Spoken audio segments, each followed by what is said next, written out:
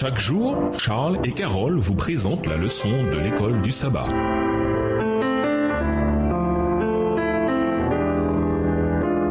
Bienvenue dans votre émission. Dieu nous parle. Nous voilà à la leçon de vendredi. Pour aller plus loin, attardez-vous davantage sur l'idée de l'étude de mercredi concernant ce besoin de faire partie de quelque chose de plus grand que nous et nos piètres et éphémères existences, souvent corrompues, abîmées et décevantes. Qui peut y échapper? Cette soif est tellement logique. Physiquement, que sommes-nous à part des petits paquets de chair qui trimballent leur propre cervelle, un peu plus de kilos de matière organique à base de carbone, dont la composition est plus proche de celle d'un seau de poulet frit que de celle d'un disque dur. Quel sens peuvent avoir ces petits paquets de viande autonomes comparés à l'infini qui les entoure? Ne vivent que pour soi. Quand il y a tant autour de nous et au-delà, c'est comme vivre confiné tout seul à vie dans une grande ville que l'on entend vibrer à travers les murs. Et pour quelle chose plus grandiose, plus glorieuse et plus importante pourrions-nous vivre que la proclamation de la promesse de la vie éternelle que nous avons reçue en Jésus? Les serviteurs de Dieu, le visage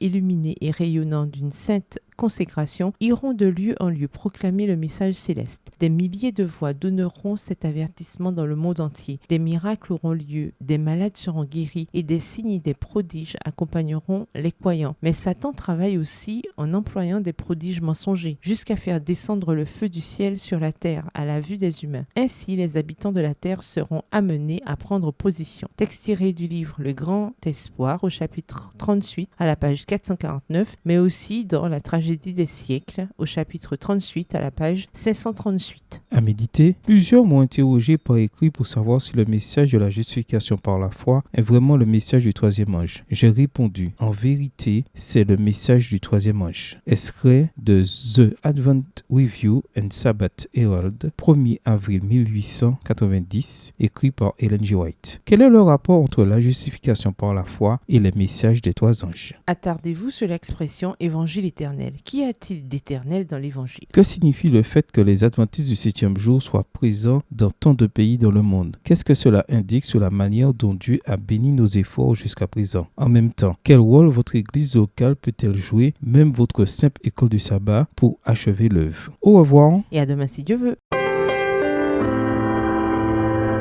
Dieu nous parle. Chaque jour, Charles et Carole vous présentent la leçon de l'école du sabbat.